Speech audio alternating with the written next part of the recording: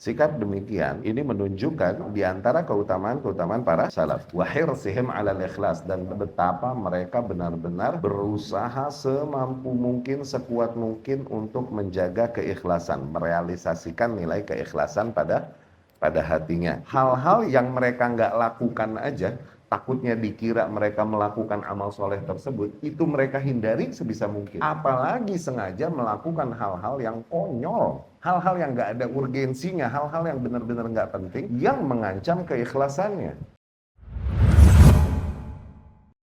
Bismillah, walhamdulillah, wassalatu wassalamu ala rasulillah, wa ala alihi wa ashabihi wa man wala. Melanjutkan pembahasan kita masih dari bab kedua dari Fathul Majid, bab man haqqaqa tauhid dakhalal jannah bighairi hisab.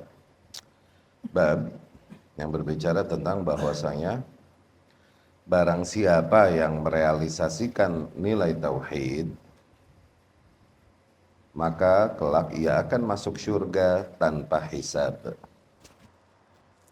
Yakni dapat masuk surga tanpa hisab. Hadis kemarin, hadis yang panjang, kita bacakan dulu hadisnya sebelum kita lanjutkan penjelasannya supaya nyambung pembahasannya. Sampai hadis Husain ibn Abdurrahman, ya. Qala al-musannif rahimahullahu taala, al-imam rahimahullah berkata, dari Husain ibn Abdurrahman, dia bercerita, kuntu inda Sa'id ibn Jubair. Suatu hari aku sedang bersama Sa'id ibn Jubair rahimahumullah, ya.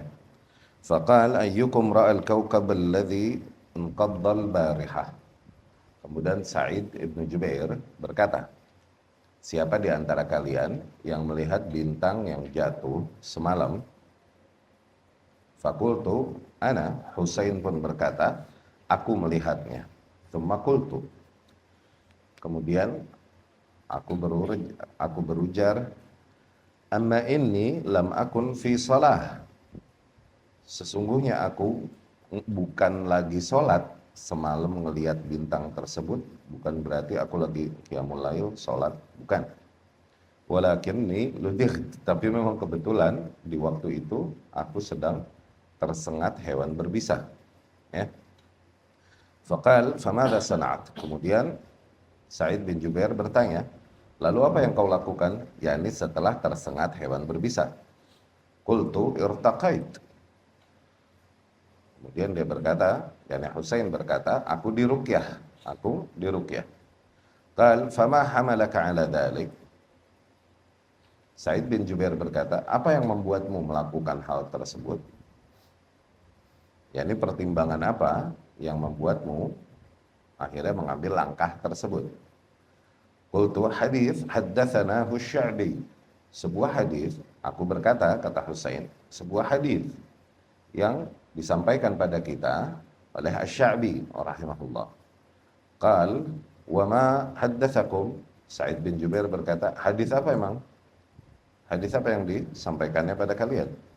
Qultu, aku berkata, haddatsana an Buraidah ibn al-Husayn. Sya'bi meriwayatkan hadis kepada kita dari Buraidah ibn al-Husayn. Annahu qal, bahwasanya ia berkata, la ruqyah illa min ainin aw humah. Tidak ada ruqyah kecuali dari ain dan dari humah, ya. Kecuali dari kasus ain dan kasus humah. Kasus humah di sini maksudnya kasus-kasus fever, demam, oke, yang terjadi seringkali karena sengatan hewan berbisa, ya. Qal qad ahsan man intaha ila ma sami'. Kemudian Sa'id bin Jubair berkata, sungguh tepat mereka yang mengambil sikap sesuai dengan ilmu yang datang, yang sampai pada mereka. Itu tepat udah. Sikapmu, yakni kau mengambil sebuah langkah berdasarkan ilmu yang sampai kepadamu, itu sesuatu yang baik, itu sesuatu yang tepat. Walakin haddatsana Ibnu Abbas, tapi telah berkata kepada kita Ibnu Abbas radhiyallahu anhu, yakni menyampaikan hadis Ibnu Abbas radhiyallahu anhu anin Nabi sallallahu alaihi wasallam, dari Nabi sallallahu alaihi wasallam, annahu qal, bahwasanya Nabi berkata, ya, yakni sungguh tepat mereka yang mengambil sikap sesuai dengan ilmu yang sampai pada mereka. Itu udah tepat.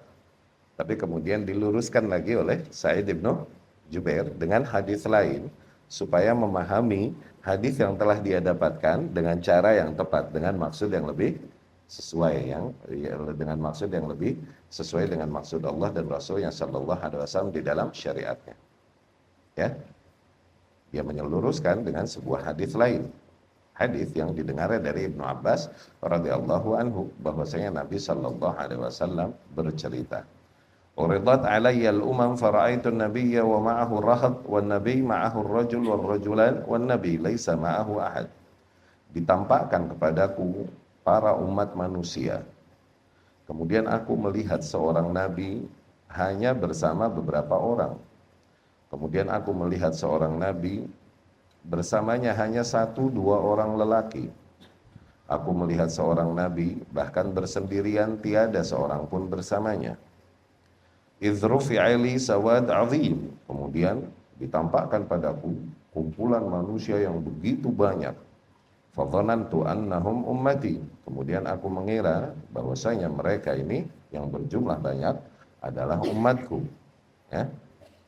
Wa ma'ahum sab'una alfan yadkhuluna al-jannah. Dhanantu annahum ummati. Aku mengira mereka adalah umatku. Yani di sini Rasulullah Shallallahu Alaihi Wasallam menceritakan tentang apa yang ditampakkan baginya di malam Isra Mi'raj. Ditampakkan baginya para nabi-nabi bersama umatnya masing-masing, di mana setiap umat dibangkitkan bersama nabinya, ya. Ditampakkan seluruh manusia kepada Rasulullah Shallallahu Alaihi Wasallam. Dan dia melihat seorang nabi hanya bersama 1-2 orang bahkan, atau seorang nabi tanpa seorang pun bersamanya. Yani tak ada pengikut selama hidupnya.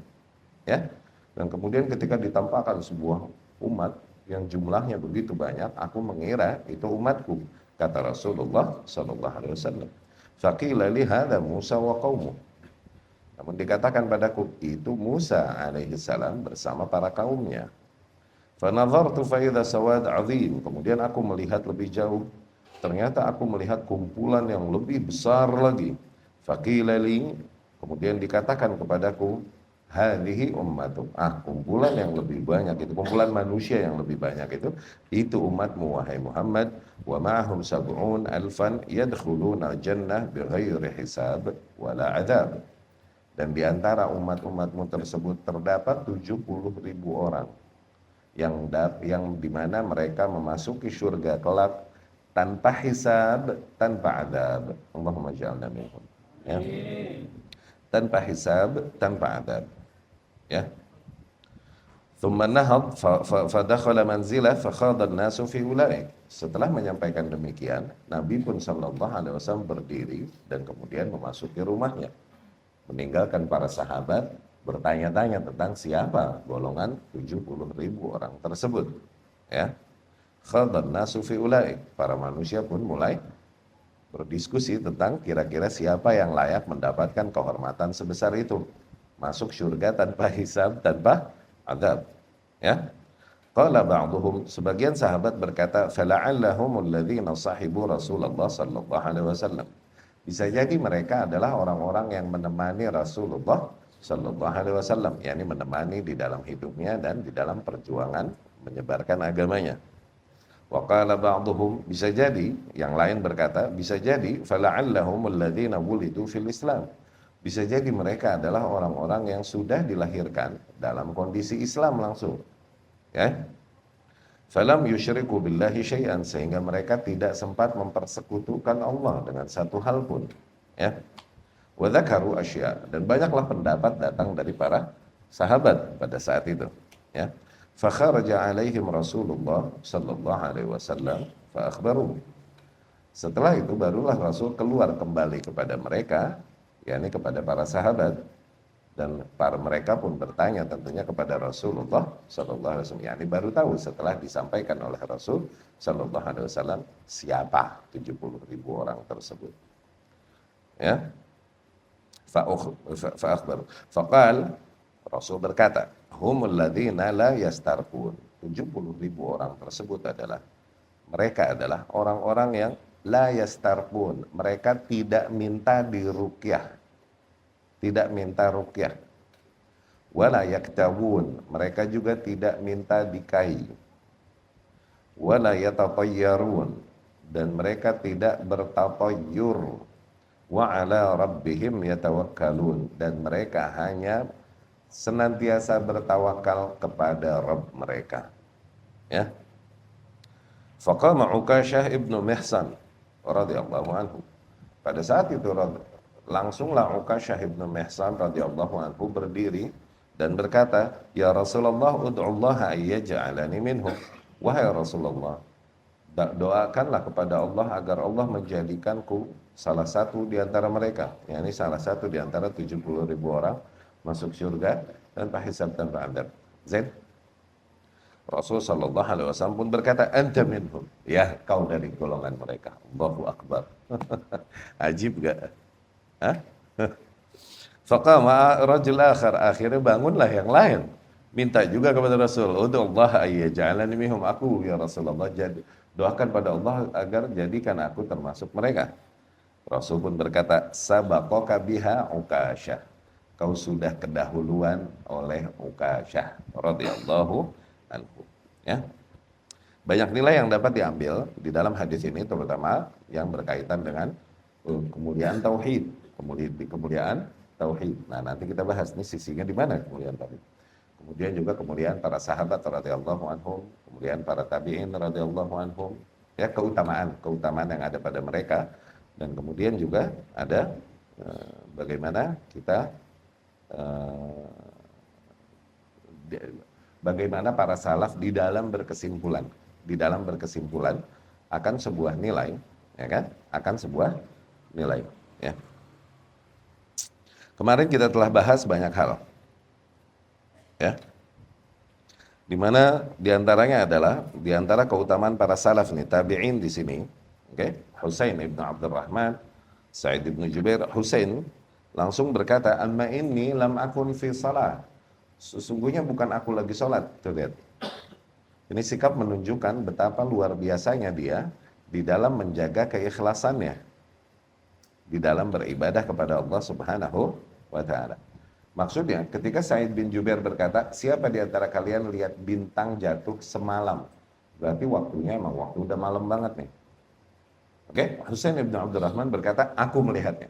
Dan dia langsung mengira, entar orang-orang mengira aku lagi qiyamul lail, Masya Allah, lagi sholat malam lagi. Tuh, lihat. Akhirnya orang memasya Allahiku. Ya kan? Memasya Allahi dan mentabarokallahiku nanti. Bahasa kita ya, kalau bahasa kita. Ya kan? Padahal nggak begitu. Tuh lihat. Saking mereka nggak mau dipuji, disanjung, dimuliakan untuk sesuatu yang hakikatnya mereka tidak lakukan. Lihat, ini orang ikhlas luar biasa. Ya, dia langsung menepis hal tersebut. Kalaupun efeknya mungkin positif buat dia, efeknya nanti dia jadi diduga nilai yang baik kan, diduga nilai yang baik padanya. Itu efek positif gak? Positif benar, ya gak? Tapi daripada digituin, mendingan aku jaga keikhlasan ibadahku kepada Allah Subhanahu wa ta'ala, langsung ditepis. Awas, aku bukan lagi sholat tuh malam itu, bukan. Tuh. Dikhawatirkan orang mengira bahwasanya dia malam itu sedang qiyamul lail dan salat. Di sini al-qail huwal Husain. Ini Syekh Abdurrahman menjelaskan. Khaf ayyadhunna al-hadirun, dia khawatir para hadirin yang hadir pada saat itu dengan Sa'id bin Jubair rahimahumullah menduga annahu ra'ahu wa huwa yusalli, bahwasanya dia nih meriakkan dirinya, dia lagi sholat tuh malam, gitu. Fanafa'an nafsihi iham al-ibadah, maka dari situ dia menafikan dari dirinya dugaan melakukan ibadah. Wa hadza yadullu ala fadlis salaf. Sikap demikian ini menunjukkan di antara keutamaan para salaf. Wa hirsihim 'ala al-ikhlas, dan betapa mereka benar-benar berusaha semampu mungkin, sekuat mungkin untuk menjaga keikhlasan, merealisasikan nilai keikhlasan pada hatinya. Wa ib'aduhum 'anir riya wa tazyin bima laysa fihim, dan benar-benar mereka menjauhkan dirinya sebisa mungkin dari riya, dari menampakkan keutamaan yang ada pada dirinya, Wattazyin, atau menghiasi diri bima laisa fihim, dengan sesuatu yang hakikatnya tidak ada padanya. Menghiasi atau menjadikan sanjungan dan pujian bagi diri kita yang hakikatnya tidak ada hal itu pada diri kita. Ini nilai besar, ini sikap yang besar. Orang-orang yang ikhlas, ikhwatu rahimakumullah, makanya selalu kita katakan berulang-ulang.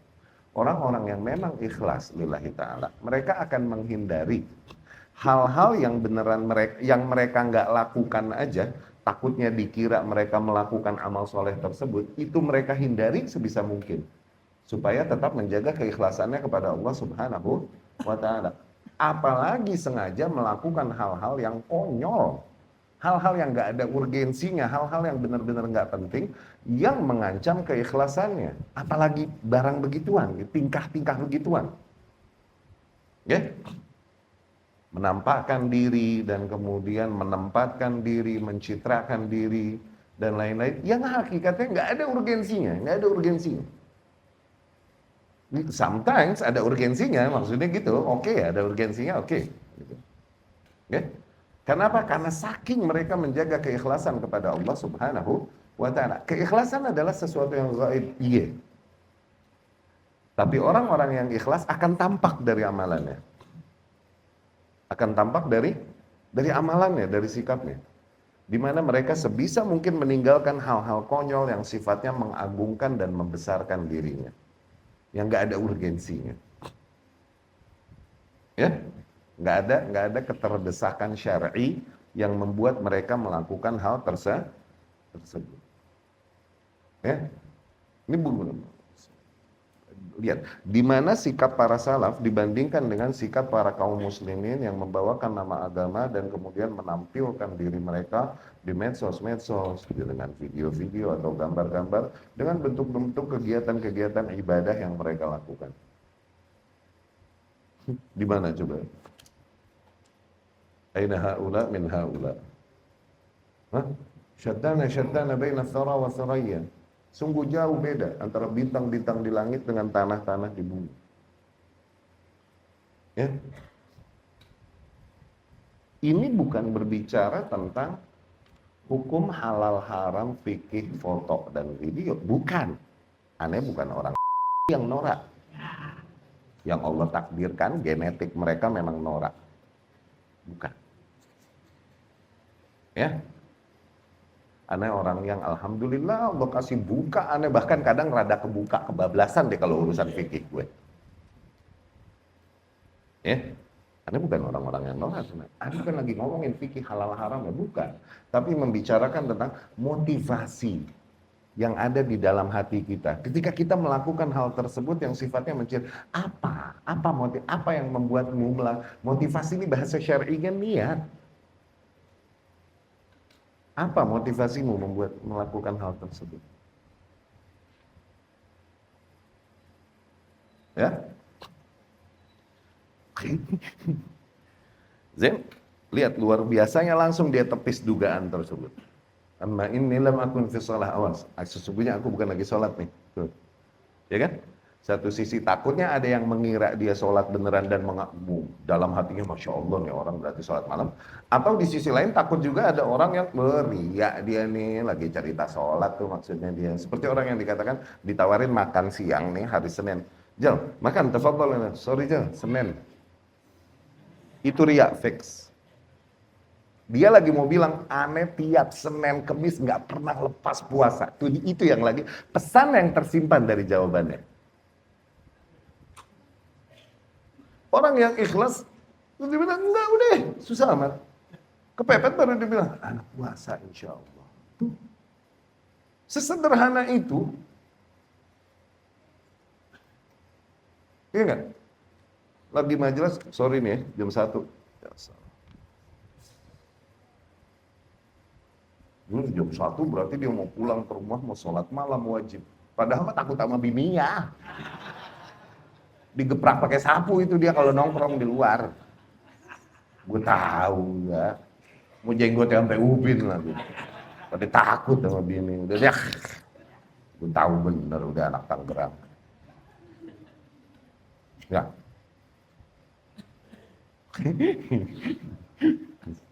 Itu dia. Berikan jawaban-jawaban yang natural, yang alami. Kalau bisa tutupi darimu apa yang menjadi urusanmu dengan Allah Subhanahu wa taala. Jadikan itu urusanmu dengan Allah Subhanahu wa taala. Wa ma lak lil makhluq. Apa urusanmu dengan para makhluk, dengan perhatian mereka, dengan perhatian mereka, dengan decak kagum mereka, dengan komentar mereka. Apa urusanmu dengan mereka? Apa urusanmu dengan mereka? Demikian para salaf. Ya. Bahkan ketika dikhawatirkan, diduga demikian, sebisa mungkin mereka tepis. Ketika ditanya, siapa yang lihat di antara kalian bintang jatuh semalam?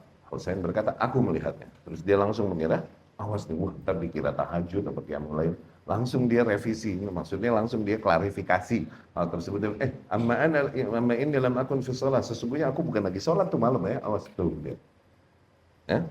Ada yadul ala hirsihim ala ikhlas. Ini menunjukkan betapa berusahanya para salaf untuk menjaga nilai keikhlasan pada dirinya, wa ib'aduhum 'anir riya, dan sebisa mungkin mereka menjauhkan diri mereka dari sifat-sifat, dari sikap-sikap yang sifatnya menampakkan kelebihan amalan.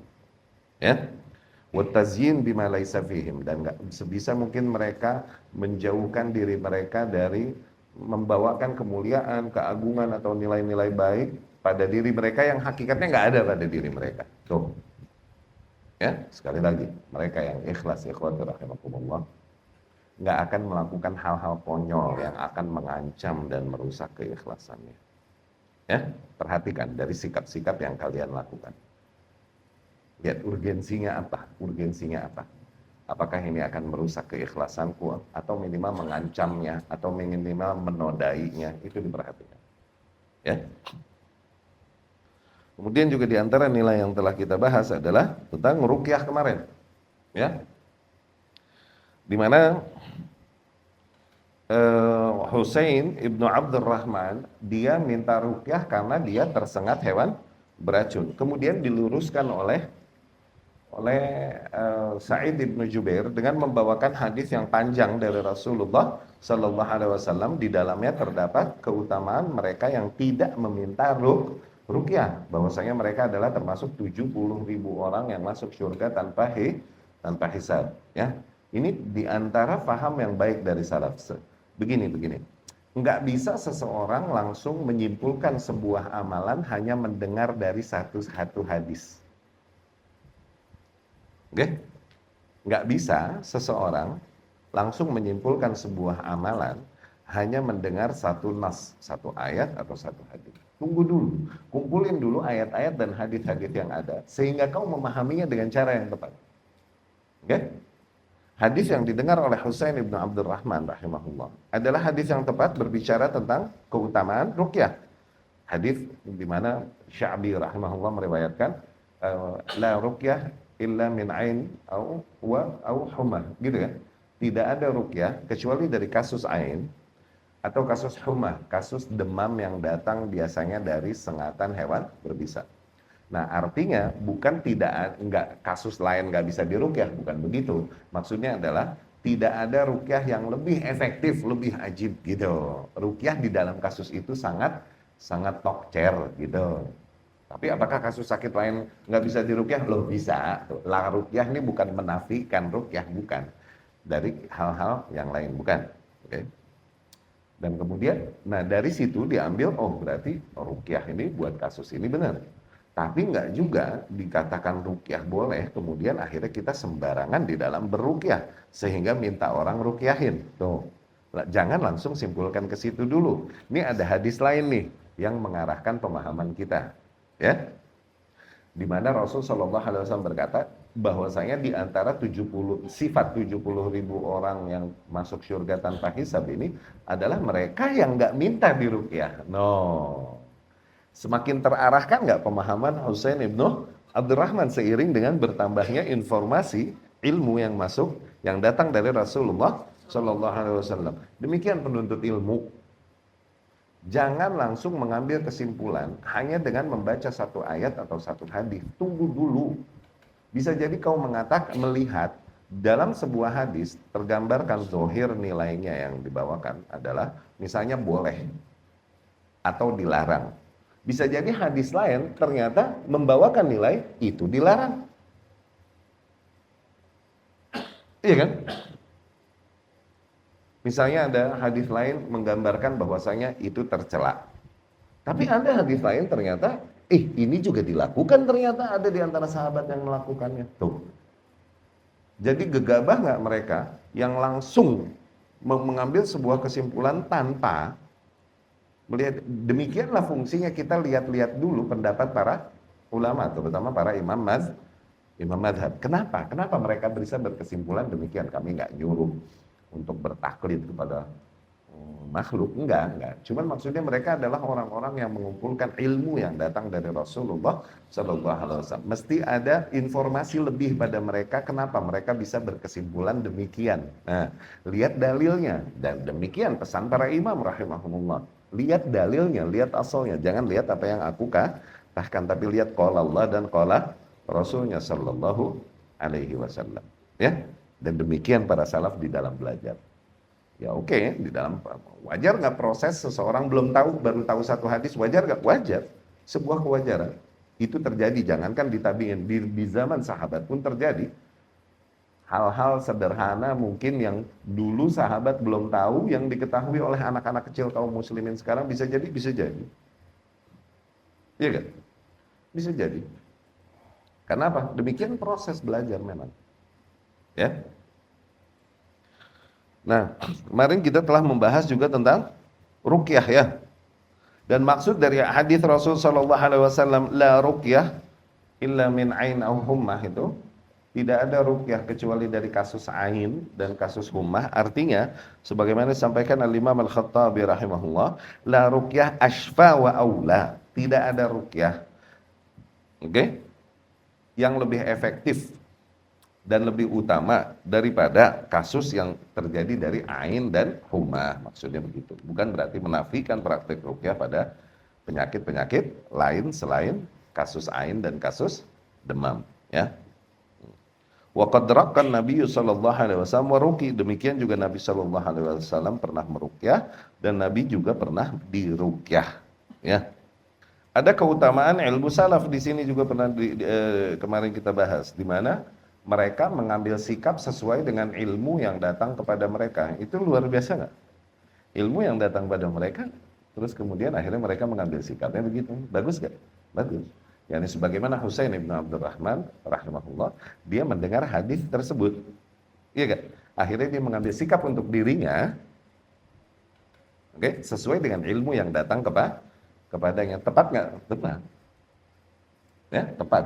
Dimanapun tepat, nggak jadi salah pada saat itu dia, karena sebatas itu ilmu yang baru dia ketahui. Rahimahullah, ya.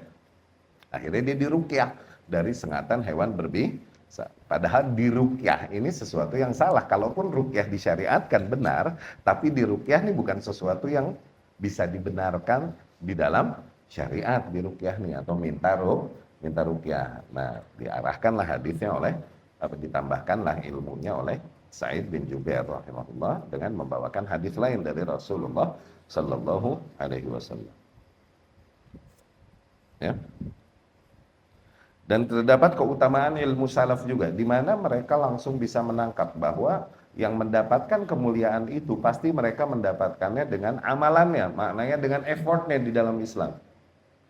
Mereka masuk surga tanpa hisab, tanpa adab. Tuh, iya gak? Salaf langsung membahas kan, kira-kira orang yang dapat kemuliaan sebesar itu yang beramal apa, gitu. Di antara mereka ada yang berkata, ini yang menemani perjuangan Rasulullah. Amalan nggak tuh, effort kan?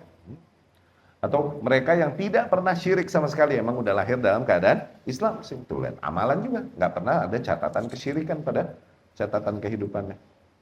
Mereka langsung tahu bahwa yang mendapatkan kemuliaan itu mendapatkannya dengan amalan. Maknanya gimana? Kemarin kita jelasin. Orang masuk surga, iya dengan rahmat Allah Subhanahu wa ta'ala. Tapi bonus-bonus lebih yang urusannya sama surga, nah awas. Seperti level surga, surganya di level mana, dan kemudian masuk surga dengan cara terhormat demikian. Ini, awas, iya kan? Bukan hanya dengan rahmat Allah, mesti ada pengorbanan besar dari ini hamba. Tuh, Mesti ada amalan.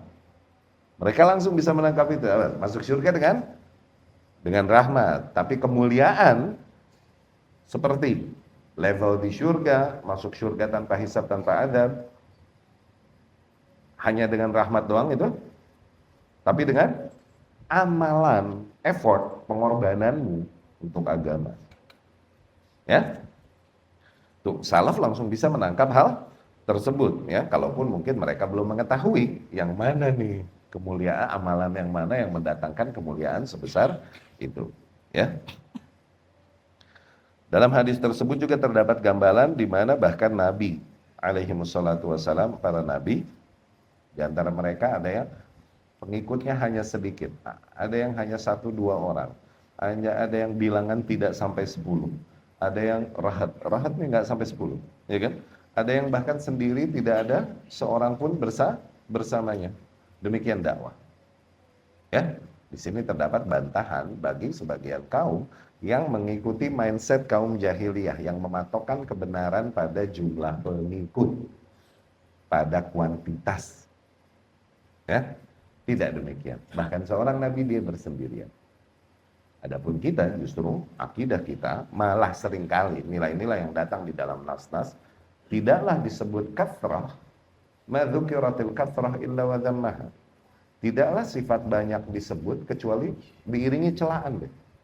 Tidaklah disebutkan sedikit kecuali diiringi dengan sanjungan seringkali. Iya kan? Wa qalilun min ibadiyasy syakur. Hanya sedikit di antara hambaku yang bersyukur. Sedikit positif, ya kan? Bal aktsaruhum la yu'minun, tapi kebanyakan mereka tidak beriman. Bal aktsaruhum la ya'lamun, tapi kebanyakan mereka tidak mengetahui. Tuh lihat, banyak sama dengan negatif seringkali konotasinya, ya kan? Yahudi jadi 71, yang di surga 1, di neraka 70. Tuh lihat, banyak kemana? Nasrani 72, yang di surga 1, yang di neraka. Islam jadi 73, yang di surga 1, yang di neraka. Lihat, banyak sama dengan seringkali negatif justru di Islam. Berbeda dengan mindset jahiliyah yang mereka meyakini sebuah kebenaran ketika itu banyak yang meyakini dan banyak yang mengikutinya. Ya. Berbeda dengan akidah sahih yang datang dari dibawakan oleh Rasulullah sallallahu alaihi wasallam, dan bab itu dibahas oleh Al-Imam Muhammad ibn Abdul Wahhab juga di dalam Masail Jahiliyah, ya. Terdapat kemuliaan Musa alaihi salam bersama kaumnya, dan kemudian kita juga membahas tentang ruqyah, ya. Nah, di sini Syekh Abdul Rahman rahimahullah berkata, wal farq bainar raqi wal mustarqi annal mustarqi sa'ilun musta'tin multafitun ila ghairillah biqalbi war raqi muhsinun. Nah, beda antara orang yang ruqyah, meruqyah dengan orang yang meminta ruqyah, bedanya di mana? Kalau orang meminta ruqyah ini orang minta jasa seseorang, musta'tin, ya kan? Atau seseorang menawarkan diri, menawarkan jasa untuk meruqyah, tuh, ya kan? Adapun orang yang meruqyah adalah orang yang memang meruqyah muhsin, berangkat dari ihsannya saja, ya. Enggak dia meminta upah dari meruqyahnya, enggak jadikan meruqyah sebagai mata pencahariannya. Berarti meminta ruqyah dan kemudian meminta ruqyah dan menawarkan ruqyah, ini adalah hal yang di dalam hadis ini terdapat sisi celaannya, membuat seseorang nggak bisa masuk surga tanpa hisab. Ini yang dibahas di pertemuan kemarin, ya. Mustarqisail musta'tin multafit ila ghairillah biqalbi, di mana dia dengan hatinya akhirnya berpaling kepada selain Allah Subhanahu wa taala. Warraqi muhsin, adapun orang yang memang meruqyahin orang lain, dia muhsin, dia berbuat ihsan kepada orang lain, ya. Wala yaktabun, dan tidak mereka beruqyah, tidak mereka berkai. Nah, di sini juga Al-Imam Ibnul Qayyim lebih mentafsirkan yaktawun ini meminta kai, meminta jasa untuk dikai. Zain? Tapi qultu, kata Syekh Abdul Rahman, wadh-dhahir anna qawlahu la yaktawun, tapi zahirnya sabda Rasul mereka tidak beruqyah ini lebih umum daripada hanya kasus minta ruqyah doang nih. Oke? Yani ini ada celaan secara umum kepada praktek ruqyah, praktek kai. Ya. Wadh-dhahir, zahirnya dari sabda Rasul la yaktawun, mereka tidak berkai. Oke? Ini maknanya lebih umum, bukan hanya kasus minta dikai doang, tapi emang sama sekali tidak mengambil langkah untuk melakukan kai. Begitu kata Syekh Abdurrahman rahimahullah. Au yuf'al bihim dzalik bikhtiyarihim, atau mungkin dilakukan oleh orang lain dengan keriduan mereka. Ya kan? Amal kai fi nafsihi fajaiz. Nah, kasus ruqyah, ngeruqyahin orang lain juga boleh, sebagaimana kita udah bahas hadis-hadisnya ya. Dan kasus kai ini, kai hakikatnya adalah praktek yang diperbolehkan, sebagaimana di dalam sahih dari Jabir bin Abdullah bahwasanya Nabi SAW ba'atha ila Ubay ibn Ka'ab tabiban. Nabi mengutus kepada Ubay ibn Ka'ab seorang tabib, faqata' lahu irqan wa kawah. Akhirnya tabib tersebut mau gak mau, karena kasus yang terjadi pada Ubay, dia mesti memotong salah satu uratnya Ubay bin Ka'ab dan kemudian mengkainya. Oke, jadi kalau udah luka tuh darahnya tuh nggak berhenti, dikai, ces, gitu. Ya, bukan. Fasdu dicodet sengaja, memang untuk buang darah. Oke, kai ini ada luka yang nggak berhenti darah, bahaya nih. Ces, besi panas. Sekarang ada teknologinya pakai strum gitu, nah, ada tembakannya gitu, ada tembak. Itu kai. Ana lupa namanya istilahnya. Ya. Dan di dalam Sahih Bukhari juga dari Anas bahwasanya Anas pernah kuwiya min dzatil janab tuh. Anas sendiri pernah kuwiya, pernah dikai dari kasus dzatul janab. Dzatul janab ini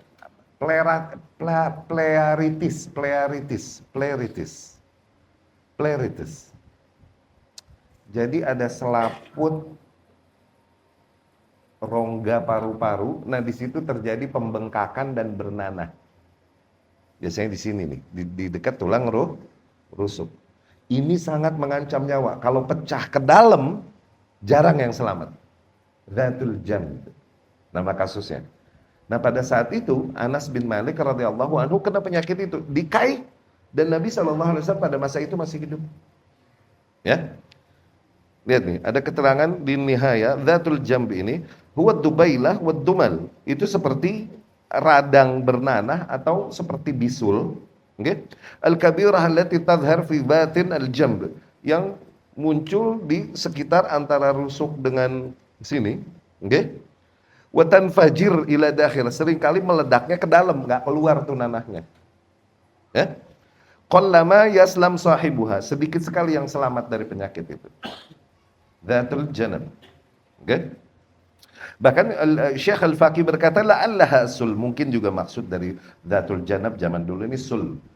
Sul yani tuberculosis, TBC.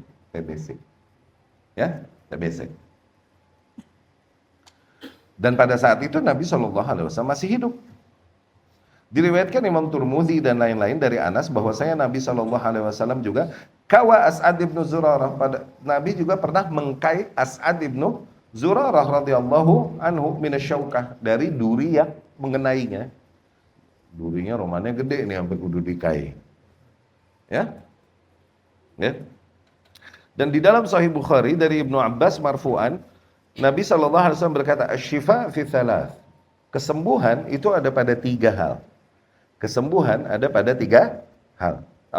Nabi kalau berkata demikian SAW, seringkali maknanya bukan pembatasan. Oh berarti cuma di situ, di 3 hal itu. Enggak, awas. Ya, selalu angka disebut. Makanya yang namanya menyimpulkan sesuatu itu nggak bisa hanya dengar dari satu nas, nggak bisa. Ya. 7 golongan yang dinaungi oleh Allah pada hari tiada naungan kecuali naungan. Emang cuma 7? Ciri-ciri kaum munafik ada 3, emang cuma 3? Pada saat itu Nabi SAW menyampaikan segitu. Kumpulin dulu hadis-hadis yang ada. Nah di antara yang Nabi sampaikan SAW, asy-syifa fi thalath. Kesembuhan terdapat pada 3 hal. Oke? Pada syurbat asal, pada minum madu, no. Minum madu. Madu, kalau asli itu, piring di rumah suka pada pecah. Kok jadi ke situ tadi? Minum madu jauh. Minum madu. Yang kedua syartat muhjim, dari torehan tukang bekam. Torehan, luka-luka bekam. Tuh. Sama kayyat nar. Dan dari kai api. Kai yang oleh panas. Oke? Wa ana anha 'anil kai. Dan kata Rasul, dan aku melarang praktek kai. Lihat. Kalau orang sengke cuman baca baru-baru hadis ini langsung haram nggak kai? Padahal Nabi ngekai As'ad ibnu Zurarah hadis lain, lihat tuh, lihat. Itu fikih. Nggak bisa ente sengke dari satu hari, nggak bisa. Itu fikih, cari dulu mana umum, mana khusus, mana mujmal, mana mubayyan, mana mutlak, mana muqayyad, mana nasikh mansukh. Itu fikih. Iya kan? Nabi ngirim ke Ubay bin Ka'ab, ngirim tabib buat ngekai dia tuh. Sallallahu alaihi wasallam radhiyallahu anhu. Ya. Nah, di sini Ibnu Qayyim memberikan sebuah kesimpulan. Lihat nih, ulama nih, kesimpulannya nih. Rahimahumullah. Qad tadammanat ahadits al-kai arba'ah anwa. Maka apabila kita lihat hadis-hadis yang berkaitan dengan kai ini mencakup 4 macam. Mencakup 4 nilai itu. Berarti dia udah ngumpulin hadis-hadis yang diriwayatkan dari Nabi tentang yang berkaitan dengan kai. Ini bisa dispesifikasikan jadi 4 macam nih, kata Ibnu Qayyim rahimahullah. Ahaduha fi'luh, yang pertama dilakukan hal tersebut.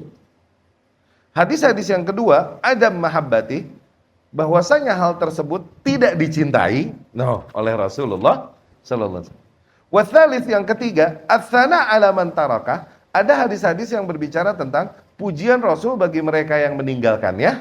Tuh. Warabi, dan hadis-hadis yang lain yang keempat, an-nahyu anhu, ini memberikan makna larangan terhadap kai, larangan dari praktek kai. Wala ta'arud bainaha bihamdillah, hakikatnya tidak ada kontradiksi dari hadis-hadis tersebut, alhamdulillah. Nah, selalu kita bilang kontradiksi, inkonsistensi itu haram di hukum Islam, nggak boleh. Hukum lain juga, hukum-hukum buatan manusia, kalau kita bilang hukum lo kontradiktif, dia nggak terima, itu ngamuk. Apalagi hukum yang datang dari Allah, nggak boleh ada yang kontradiktif, mesti cari titik temunya. Oke? Dan itu sangat mendasar, bahkan itu akidah bisa jadi. Orang bilang hukum di dalam Islam ini inkonsisten, kontradiksi, itu kufur. Kufur itu. Ya? Fa inna fi'lahu, Ibnu Qayyim berkata, maka dapat disimpulkan, melakukannya lahu yadullu ala jawazi, hakikatnya Rasul mempraktekkan hal tersebut itu menunjukkan sebenarnya mempraktek tersebut jawaz, boleh. Hadis-hadis yang menunjukkan bahwa Rasul melakukannya berarti ini menunjukkan berarti praktek itu boleh. Wa adam mahabbati, hadis-hadis yang bilang bahwasanya Rasul tidak mencintainya, tidak menyukai praktek kai, la yadullu alal man'i minhu, enggak bisa kita simpulkan bahwasanya itu larangan dari Rasul. Tidak memberi makna larangan. Rasul bilang enggak suka, ini enggak jadi sebuah larangan, karena ada hadis lain Rasul sendiri melakukannya sallallahu alaihi wasallam. Wa amma tsana ala tariki, adapun hadis-hadis yang berbicara tentang sanjungan bagi orang-orang yang meninggalkannya, yadullu ala anna tarkahu aula wa afdal, itu menunjukkan bahwasanya meninggalkan praktek kai iya lebih utama. Dapat ya? Wa amma nahyu, adapun hadis-hadis yang berbicara seolah-olah melarang praktek kai, fa ala sabilil ikhtiyar wal karahah, maka tujuannya hanya sebagai options, pilihan. Dan karohah kalaupun mau diambil sebagai sebagai makruh saja. Ketemu nggak semua hadis itu? Apakah Rasul inkonsisten? Oke, sallallahu alaihi wasallam, ma'azallah. Ya, tapi kita dengarkan dulu azan, kemudian kita lanjutkan. Aku qouli hadza wa astaghfirullah li wa lakum. Bismillah, alhamdulillah, wassalatu wassalamu ala rasulillah wa ala alihi wa ashabihi wa man wala. Kita lanjutkan. Demikian kita lihat keutamaan ilmu salaf, ya. Dan para ulama a'immah ahlus sunnah di dalam berkesimpulan. Ya, mereka mengumpulkan dulu hadis-hadis yang berkaitan atau ayat-ayat yang berkaitan, barulah menarik sebuah kesimpulan. Ya. Dan juga di antara kabar yang disampaikan tentang hadis ini bahwasanya di keterangan lain, dari setiap 1000 akan membawa 70.000. Dari setiap 1000 manusia, kan 70.000 masuk surga tanpa hisab, tanpa adab. Nah, ada hadis lain mengatakan dari setiap 1000 tersebut akan membawa 70.000 lagi. Dari setiap 1000 akan membawa 70.000 lagi. Ya. Allahumma ja'alna minhum. Ya. Wala yatatayyarun. Nah, lu kali deh. Jadi berapa tuh? Ya. Wala yatatayyarun, dan mereka tidak bertatayyur. Tayyur ini tasya'um bituyur, yakni superstitious, nilai-nilai superstitious secara umum, kalaupun awalnya dari burung. Mereka melihat pergerakan burung atau burung-burung dengan macam tertentu, langsung mereka berpikir bahwasanya akan sial nih terjadi, ya kan? Itu tatayyur. Sebagaimana di kita, kalau kedengar wik, nah ada yang mati, katanya begitu ya, ya kan? Kalau lihat burung hantu, katanya ada yang meninggal. Ya, ini adalah akidah-akidah yang datang dari jahiliyah, keyakinan yang tidak ada dasarnya di dalam Islam. Nanti bertatayyur ini, nggak hanya kasusnya berkaitan dengan burung. Ketika seseorang menjadikan tanda-tanda alam sebagai tebakan dia terhadap takdirnya, nah ini akhirnya jadi termasuk bentuk tatayyur, ya, termasuk bentuk tatayyur. Saya insyaallah ta'ala bayan at-tiyarah wa ma yata'allaq biha fi babiha. Nanti akan datang penjelasan tentang tiarah, ya. Nah, riwayat Imam Bukhari dan Muslim rahimahumullah, Rasul sallallahu alaihi wasallam itu berkata, la adwa wa la tiarah, ya kan? Tidak ada penyakit menular. Tidak ada juga tatayyur dalam Islam, ya kan? Wala hammah, wala safar. Tidak ada hammah, tidak ada safar. Hammah ini owls, burung hantu. Mereka dulu meyakini arwah gentayangan itu adanya pada burung hantu. Hammah nih. Jadi kalau lihat burung hantu nih, suwe nih loh, gitu. Atau ada orang-orang yang mati membawa dendam yang belum terbalaskan, itu datangnya dengan burung hantu, itu hammah. Safar, dan tidak ada safar. Safar ini dimana mereka meyakini safar ini bulan suwe. Bulan suwe, ya. Ini masih berjalan. Keyakinan demikian, kalaupun nggak mesti pada safar, pada sebagian kelompok kaum muslimin, ya, Allah yahdihim, yang mereka meyakini adanya hari baik dan hari siang. Ya, semua hari ini milik Allah Subhanahu wa taala. Inni anad dahr, akulah dahr. La tasubbud dahr. Janganlah kalian celak dahr. Janganlah kalian celak masa. Janganlah kalian celak waktu. Jangan. Wala yatatayyarun, dan mereka tidak bertatayyur. Wa ala rabbihim yatawakkalun, dan mereka senantiasa hanya bersandar, bertawakal kepada Rabb mereka. Dzakara al-asla al-jami'. Di sini penjelasan dari Syekh Abdurrahman rahimahullah. Di sini disebutkan usul yang mengumpulkan semua sifat-sifat tersebut. Sifat-sifat tersebut. Mereka tidak meminta ruqyah, tidak meminta dikai, tidak bertatayyur, dan senantiasa bertawakal kepada mereka. Hakikatnya, semua bentuk praktek yang sifatnya adalah penerapan optimal dari sifat tawakal kepada Allah Subhanahu wa taala, ini diantara nilai-nilai yang menjadikan hamba layak untuk masuk surga tanpa hisab, tanpa adab. Di antaranya, tuh, tidak menyandarkan kepada sebab. Sebagaimana seseorang yang sedang sakit, akhirnya dia mencari seseorang tertentu untuk minta ruqyah itu. Dia lagi berpaling hatinya kepada Allah dan nyender ke orang tuh gitu. Oke? Demikian juga kai. Demikian juga tatayyur. Nanti semua praktek. Di antaranya adalah tadi tidak meminta ruqyah, tidak minta dikai, sama tidak bertatayyur. Ini kan diantara bentuk-bentuk penerapan nilai tawakal yang tinggi kan. Iya kan? Tapi apakah hanya terbatas pada 3 praktek ini? Tidak. Ya, di antaranya itu, ya. Karena hakikatnya al-asal al-jami', sifat yang mengumpulkan semua sifat-sifat itu adalah, atau nilai yang mengumpulkan semua sifat-sifat itu adalah nilai bertawakal kepada Allah Subhanahu wa taala. Ya. Ya. Wa huwa tawakkul 'ala Allah. Bertawakal kepada Allah Subhanahu wa taala. Wa sidqul iltija ilaih. Dan tulusnya seseorang hanya bersimpuh, bersandar kepada Allah Subhanahu wa taala, wal i'timad bil qalbi alaih. Dan di mana hanya menyandarkan hatinya kepada Allah Subhanahu wa taala, walladzi huwa nihayat tahqiq at-tauhid, dan di mana nilai tersebut merupakan perealisasian optimal daripada tauhid yang ada di dalam jiwa seorang hamba. Tauhid apa nih?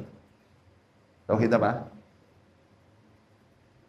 Rububiyah. Rububiyahnya. Ya.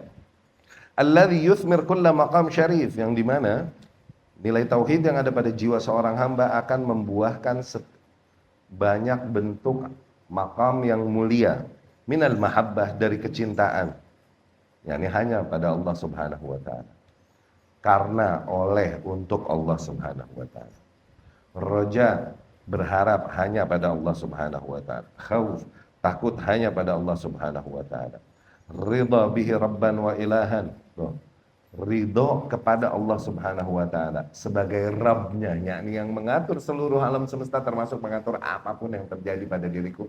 Dia ridho pada Allah Subhanahu wa taala. Ya. Dan ilahan, dan sebagai satu-satunya zat yang memang berhak untuk disembah, di mana zat lain tuh nggak layak untuk diberikan kadar penghambaan diri sekecil apapun. Ya. Warridha biqada'ih, dan ridha dengan apapun yang Allah Subhanahu wa taala tentukan ke atasnya untuk terjadi di dalam kehidupannya Allah. Itu adalah realisasian nilai tawakal yang merupakan buah dari nilai tauhid yang dominan pada diri seorang hamba. Ya. Wa'lam anna al-hadith la yadullu ala annahum la yubashirun bil asbab al-asbab aslan, fa inna mubasharat al-asbab fil jumlah amrun fitriyun daruriyun lan fikak li ahadin anhu. Awas, hadis demikian itu bukan lagi menyuruh kita meninggalkan sebab. Awas, bukan. Ya, sebab ini bahasa kitanya ikhtiar, istilah Indonesianya ikhtiar. Padahal mah ikhtiar kalau di bahasa Arab artinya pilihan. Iya kan? Cuman ikhtiar mah di kita artinya apa? Usaha, ya kan? Orang Betawi dulu bilang istiar, ya. Yang penting istiar, istiar, nah. Ya. Ya coba diikhtiarin aja ke sana, ke orang pinter, diikhtiarin, ya kan? Disyariatin. Ya. Nah, hadis-hadis yang berupa demikian ini lagi bukan anjuran untuk meninggalkan sebab. Awas, sebab artinya adalah usaha. Oke? Karena hakikatnya menjadikan sebab adalah sesuatu yang fitrah pada manusia. Iya kan? Sesuatu yang fitrah pada manusia. Lan fikak li ahadin anhu, enggak ada seseorang bisa melepaskan diri dari hukum sebab akibat. Iya kan? Bal nafsu tawakkul mubasyarah li'a'zam al-asbab. Bahkan tawakalnya sendiri, maksudnya definisi tawakal sendiri hakikatnya adalah di mana seseorang melakukan sebab-sebab. Di antara definisi tawakal begitu. Tawakal itu bukan nyender, tapi justru melakukan definisi tawakal kan begitu. Ingat gak definisi tawakal? Sidqu i'timadil qalbi 'ala Allah ma'ja'lil asbab. Di mana hati seorang hamba tulus hanya bersandar kepada Allah Subhanahu wa taala, diiringi dengan menjadikan sebab. Baru itu sepaket jadi makna tawakal. Kalau cuma nyender kepada Allah tanpa menjadikan sebab, belum tawakal. Kalau cuma menjadikan sebab tanpa nyender sama Allah, belum tawakal. Mesti nyender sama Allah sambil menjadikan sebab. Ya. Allah Subhanahu wa taala berfirman, "Wa may yatawakkal 'ala Allah fahuwa hasbuh." Barang siapa yang bertawakal kepada Allah, maka Allah akan mencukupkannya. Ya. Ai kafi, Tuh, Allah akan mencukupkan kebutuhannya. Innamal murad, adapun maksudnya adalah, ini dari hadis ini, annahum yatrukunal umur al makruha ma'hajatihim ilaiha, tuh, di mana mereka meninggalkan hal-hal yang dimakruhkan. Yakni ada sebab-sebab. Sebab ini mungkin secara alam semesta dia bisa mendatangkan apa yang diharamkan. Oke? Tapi syariat mencelaknya, entah mengharamkannya, entah memakruhkannya. Padahal diri seseorang sangat membutuhkan sebab ini karena dia sangat butuh akibatnya, sangat butuh kesembuhan misalnya dan lain-lain. Oke? Tapi dia tinggalkan sebab yang tercela ini di dalam syariat. Berarti di mana dia mengedepankan kecintaannya kepada Allah Subhanahu wa taala padahal dirinya sangat membutuhkan akibat itu. Akibatnya ini entah kesembuhan, entah kemudahan dan lain-lain tadi. Ya? Jadi awas. Sesuatu terjadi di alam semesta akibat dari satu hal belum tentu menjadi dalil bahwasanya hal itu berarti benar atau terpuji. Minimal, betul seseorang sembuh dari Kai. Oh berarti Kai ini murni mulia dan benar dibenarkan oleh syariat 100%? Enggak begitu. Kalaupun terbukti sembuh bisa. Gitu. Ini juga mindset kaum musyrikin ada sebagian. Di mana mereka meyakini apa-apa yang mereka yakini dari tempat-tempat syirik yang tempat mereka meminta pertolongan. Buktinya apa? Buktinya sukses dagangan gue. Tuh. Sebagian nelayan itu meyakini air dekat paus, dekat kepala paus, itu akan membawakan keuntungan besar buat mereka. Jadi kalau lagi tumbenan nongol paus, mereka kejar sebisa mungkin untuk bisa mengambil air yang berada di dekat kepalanya. Nanti air ini disiram ke jorannya, ke rilnya, ke jaringnya, ini bakalan tokcer. Sampai bingung itu ngingkarin nelayan, tadi jeburin gue. Ya ikhtiarnya begitu itu Ustaz, syariatnya itu di laut mah cirek gitu nggak boleh nih itu si Ustaz bisa aja bercandanya, bercanda dong. Gue lagi dakwahin lu nih. Jadi pernah nongol di sini ada whale shark, pernah dengar whale shark? Oke, paus hiu. Ini baik makannya plankton. Oke, nggak nyerang manusia, nggak agresif. Pas lagi nongol, langsung tuh perahu pada ngejar ngambil air di dekat kepalanya tuh. Terus disiramin ke jaringnya dan lain-lain. Nelayan Pantura kan ini kan mangkalnya sono Tanjung Kait, apa itu bujejer gitu. Itu. Buktinya tokcer. Ini kita lihat. Awas, adanya bukti belum tentu benar. Adanya tetap kebenaran itu pada dalil. Adanya bukti, adanya saksi enggak menjadi patokan kebenaran, tapi tetap pada dalil. Syekh Al-Albani rahimahullah mengingkari mindset tersebut dengan ihtijaj yang ajib luar biasa.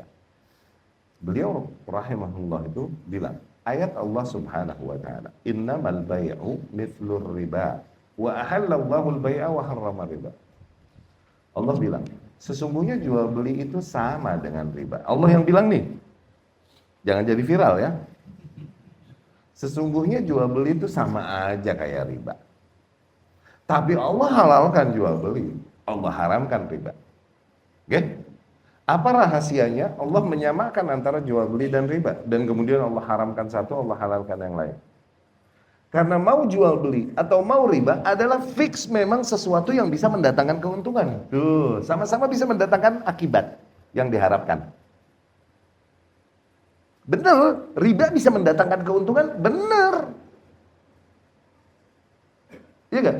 Tapi gimana pun Allah halalkan jual beli dan Allah haramkan riba. Enggak juga akhirnya bukti kita punya keuntungan dari riba, ini berarti dalil bahwasanya riba jadi halal. Enggak bisa begitu. Demikian juga apa-apa yang diyakini oleh kaum musyrikin. Buktinya terjadi akibat seperti yang diharapkan, ini enggak menjadi dalil bahwasanya hal tersebut benar. Oke? Demikian juga. Nah, ini bicara yang diharamkan. Oke? Mereka yang memang benar bertauhid kepada Allah Subhanahu wa taala dengan baik dan kemudian bersandar, bertawakal dengan baik kepada Allah Subhanahu wa taala. Dan mereka membutuhkan akibat yang diharapkan itu. Entah kesembuhan kah, entah keuntungan dan lain-lain. Ada sebab-sebab yang bisa mendatangkan itu. Nah, tapi ketika sebab ini adalah sebab yang dicela di dalam syariat, dia mendahulukan apa yang Allah cintai daripada apa yang dia cintai.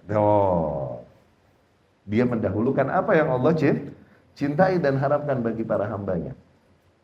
Daripada apa yang dicintai. Yang dicintainya adalah untuk melakukan sebab apapun, yang penting akibatnya cepat bisa dia dapatkan, begitu kan? Menghalalkan segala cara, bahasanya itu dia. Iya kan? Tapi dia mendahulukan cintanya kepada Allah Subhanahu wa taala. Sehingga cara-cara yang tidak diridhoi oleh Allah Subhanahu wa taala, kalaupun dia tahu cara itu efektif akan mendatangkan apa yang diharapkan dan dibutuhkan, dia tinggalkan hal tersebut karena dia mengedepankan cintanya kepada Allah Subhanahu wa taala. Ya. Betul. Yatrukun al-umur al-makruhah. Bahkan mereka meninggalkan hal-hal yang dimakruhkan. Padahal mereka membutuhkan hal itu. Tuh, yang makruh ditinggalin. Apalagi yang haram. Ya. Tawakulan ala Allah Ta'ala. Sebagai bentuk bertawakal mereka kepada Allah Subhanahu wa Ta'ala. Kal iktiwa wal istirqa. Seperti minta dikai atau minta diruqyah. Ya. Fatarkuhum lahu likaunihi sababan makruhan. Mereka meninggalkan hal tersebut dikarenakan itu adalah, kalaupun benar bisa mendatangkan apa yang diharapkan, tapi itu sebab yang dimakruhkan akhirnya. Berdasarkan riwayat-riwayat yang ada. La siyama wal marid yatathabbath fima yadhunnuhu sababan li shifaihi bi khaytil ankabut. Apalagi orang yang lagi sakit. Ya kan? Mereka benar-benar sangat berharap dan bergantung kepada apapun yang dia kira dapat menyembuhkan, dapat mendatangkan kesembuhan padanya. Iya kan? Dia bergantung, kalaupun mesti bergantung kepada jaring laba-laba, mereka lakukan. Gitu, ya. Wa amma mubasyarat al-asbab wa tadawi. Adapun melakukan sebab secara umum atau melakukan berobat secara umum ala wajhin la karaha fi, tapi berobat dan melakukan sebabnya tidak ada sisi makruhnya apalagi haramnya, oke? Dengan cara-cara sebab-sebab yang tidak dimakruhkan tidak juga diharamkan, fa ghairu qadih fit tawakkul, maka hal demikian tidak mencela dan tidak menodai sifat tawakal yang ada pada seorang hamba. Fala yakunu tarkuhu masyru'an, maka pada saat itu tidak disyariatkan baginya untuk meninggalkan sebab itu. Jadi jangan-jangan mentang-mentang bertawakal, akhirnya sebab apapun dia tinggalkan juga. Aku bersandar hanya kepada Allah, tapi dia nggak mau bangun pagi, nggak mau keluar rumah, nggak mau cari rezeki dan lain-lain. Ya kan? Itu akhirnya menjadi celak ketika dia meninggalkan sebab dan mengedepankan menjual, menjadikan tawakal sebagai tamengnya, ya. Lima fis sahihain an Abi Hurairah radhiyallahu anhu marfu'an, diriwayatkan Imam Bukhari dan Muslim dari Abu Hurairah radhiyallahu anhu dari Nabi sallallahu alaihi wasallam. Dilihat, Nabi sendiri berkata sallallahu alaihi wasallam, "Ma anzalallahu min da illa anzala lahu shifa." Tidaklah Allah Subhanahu wa taala turunkan obat. Tidaklah Allah turunkan penyakit kecuali pasti Allah turunkan juga obatnya, kesembuhannya. Alimahuman alimah, jahilahuman jahilah. Yang tahu tuh obat, yang nggak tahu. Itu berarti hakikatnya setiap penyakit ada obatnya. Cuman ada yang tahu, ada yang kagak tahu. Bahwasanya cecenet ini adalah obat. Misalnya daun hihitutan ini, tahu nggak lo daun hihitutan? Daun kentut-kentutan, no? Nah. Ya, bahwasanya takokak ini, tahu nggak lo takokak? Adalah obat. Sebagian tahu, sebagian nggak tahu. Tuh lihat. Atau cara-cara berobat sebagaimana berobat konvensional dan lain-lain. Ada yang tahu, ada yang enggak tahu. Yang jelas pasti ada. Itu udah janji Allah melalui Rasulnya. Setiap penyakit yang datang itu ada obatnya. Cuman orang ada yang tahu, ada yang kagak tahu. Ada yang tahu, ada yang enggak tahu. Habbatu sauda, dawa likulli da. Dia obat untuk seluruh penyakit kecuali kematian. Ya. Kalau Rasul yang ngomong benar, cuman kalau tukang obat sekarang ngomong ini obat segala penyakit, pasti dia lagi bohong. Karena nggak mungkin wahyu datang padanya. Oke? Dari Usamah bin Syuraik Dia berkata, kuntu inda Nabi sallallahu alaihi wasallam wa ja'atil a'rab. Aku sedang bersama Nabi sallallahu alaihi wasallam. Terus datang orang-orang Badui. Faqalu, mereka berkata, ya Rasulullah, ana tadawa, apakah kita berobat? Yani bolehkah kita berobat? Para orang-orang Badui ini mempertanyakan hal tersebut kepada Rasul. Apakah berobat ini bertentangan dengan nilai tauhid yang kau ajarkan pada kami? Maksudnya begitu. Ya. Apakah kita berobat ya Rasulullah? Rasul berkata, na'am ya ibadallah, tadawu. Iya, wahai para hamba-hamba Allah, berobatlah kalian. Fa inna Allah azza wa jalla lam yadha' da'an illa wada' lahu shifaan. Karena Allah tidaklah menaruh penyakit kecuali pasti Allah menaruh baginya kesembuhan atau penawarnya. Ghirda wahid, kecuali satu penyakit doang nih yang enggak ada, katanya nih, enggak ada kesembuhannya. Wa mahu, apa itu ya Rasulullah? Al-haram, aging, umur menua. Itu enggak ada obatnya. Aging, haram. Ya. Rawahu Ahmad. Ya. Jadi demikian, obat segala penyakit itu hakikatnya ada. Cuman kadang manusianya yang memang nggak tahu, atau mungkin tahu, cuman hatinya udah berpaling duluan. Ibnu Qayyim rahimahullah berkata, hadis-hadis ini hakikatnya mencakup makna al-asbab, itsbat al-asbab wal musabbibat. Adanya di alam semesta ini hukum sebab akibat. Hukum sebab akibat. Ya. Wa ibtal qaul man angkaraha. Terdapat bantahan bagi kaum yang mengingkari adanya hukum sebab akibat. Wal amr bitadawi. Terdapat juga perintah untuk melakukan upaya berobat. Oke? Wa annahu la yunafi at-tawakkul, dan bahwasanya praktek demikian tidak bertentangan dengan nilai bertawakal. Kama la yunafihi dafu alamil ju' wal atash wal har wal barad bi'addadiha, sebagaimana di hukum alam kalau kita kedinginan ya selimutan biar hangat, kalau kita kelaparan ya makan biar kenyang, kalau kita kehausan ya minum biar basah, ya kan? Balla tatim haqiqatu tauhid illa bimubasyarat al-asbab. Bahkan hakikat tauhid pada diri seorang hamba tidaklah menjadi sempurna, tidaklah ideal kecuali diiringi dengan menjadikan sebab-sebab, yakni menjadikan ikhtiar, ya. Allati nasabahallahu ta'ala muqtadiyatan li musabbabatiha qadaran wa syar'an. Sebab-sebab yang Allah Subhanahu wa taala telah jadikan yang sesuai dengan apa yang ditakdirkannya dan sesuai apa yang disyariatkannya. Ya. Wa anna ta'tilaha yaqdah fi nafsi tawakkul, dan bahwasanya sengaja meninggalkan sebab hakikatnya justru jadi mencela nilai bertawakal yang ada pada diri seorang hamba. Kama yaqdah fil amri wal hikmah wa yud'ifuhu min haitsu yadhun mu'attilaha anna tarkaha aqwa min fit tawakkul. Sebagaimana juga meninggalkan ikhtiar, okay, dapat menjadi celaan bagi sifat hikmah. Maksudnya enggak sesuai dengan hikmah, ya, enggak sesuai dengan pikiran yang bijak, mindset yang bijak, ya. Yud'ifuhu min haitsu yadhun mu'attilaha anna tarkaha aqwa fi at-tawakkul, bahkan melemahkan sisi kebijakan seseorang ketika dia mengira bahwa meninggalkan sebab justru lebih efektif untuk mendatangkan akibat. Meninggalkan sebab justru lebih efektif untuk mendatangkan akibat. Ini makin ngaco, makin keluar dari hukum alam, ya.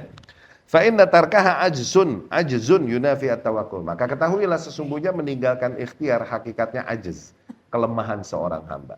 Itu bertentangan dengan sifat tawakal. Alladzi haqiqatuhu i'timad al-qalb 'ala Allah ta'ala fi husul ma yanfa'ul 'abd fi dunya wa dunya wa daf'i ma yadurru fi dinihi wa dunya. Fi dinihi wa dunya. Yang dimana hakikat tauhid, hakikat tawakal adalah bersandarnya hati seorang hamba kepada Allah di dalam mendatangkan apa-apa yang membawa manfaat baginya, baik di agamanya maupun dunianya, dan menjauhi hal-hal yang membawakan bahaya baginya, baik di dalam dunianya maupun akhiratnya, ya, baik dalam dinnya maupun dunianya, agamanya maupun dunianya. La budda ma' hadzal i'timad min mubasyarat al-asbab. Maka wajib seiring dengan bersandarnya seorang hamba kepada Allah, wajib diiringi dengan menjadikan sebab-sebab. Wa illa kana mu'attilan lil hikmah wa syara'. Kalau tidak demikian justru dia akhirnya meninggalkan nilai-nilai hikmah dan nilai-nilai syariat. Fala yaj'alul abdu ajzahu tawakkulan wala tawakkulahu ajzan. Maka sekali lagi, jangan seorang hamba menjadikan lemahnya dia dengan hujah tawakal.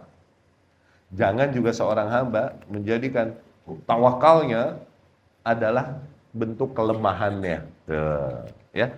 Ajiz ini lemah yang tercela. Lemah yang dimana seseorang nggak mau melakukan apa-apa yang padahal masih di dalam batas kemampuan dia untuk melakukannya. Ajiz, ya. Dan para ulama berselisih pendapat dalam hukum berobat. Nah, baru nih hukum fikih nih, hukum berobat apa nih? Oke lah, berobat disyariatkan. Cuman hukumnya apa nih? Mubah, makruh, haram, disyariatkan. Cuman mana yang lebih utama? Gitu, ya. Hal huwa mubah? Apakah dia mubah? Nih hukum pertama nih. Atau yang kedua, tarkuhu afdol, meninggalkan berobat lebih utama. Ya, ini bersabar menerima apa yang Allah takdirkan padanya lebih utama. Gitu. Mustahab, atau mungkin berobat nih hukumnya mustahab, ya. Ya, ini melakukannya dapat pahala. Wajib, atau mungkin berobat hukumnya wajib. Nah, mana nih? Hukum berobat apa nih? Semuanya bentuk yang disyariatkan, masuk di dalam ranah yang disyariatkan. Tidak diharamkan berobat, gitu. Tapi di levelnya level apa nih? Ya. Al-masyhur an Ahmad, yang masyhur di madhabnya Imam Ahmad adalah al-awwal. Mereka bilang madhabnya Imam Ahmad paling masyhur itu berobat hukumnya mubah. Ya. Lihadzal hadits wa ma fi ma'na. Mereka berkesimpulan demikian berangkat dari hadis ini dan hadis-hadis yang semakna. Wal masyhur inda Syafi'iyah tsani, tapi di madhab Imam Syafi'i yang masyhur adalah pendapat kedua, tarkuhu afdol, enggak berobat lebih utama. Tuh, sabar menerima sakit. Oke? Hatta dzakara an-Nawawi fi syarhi Muslim, bahkan Imam Nawawi mengatakan di syarah Imam Muslim, annahu madhabuhum, bahwasanya itu adalah madhab para Syafi'iyah, wa madhab jumhur as-salaf wa amat al-khalaf, dan katanya itu madhab jumhur para salaf dan para orang-orang khalaf. Tuh. Waqtarahul Wazir Abul Mudzaffar, pendapat ini juga yang dipilih oleh Al-Wazir Abul Mudzaffar. Qal wa madhab Abi Hanifah, dan madhabnya Hanafi. Nih, Nu'man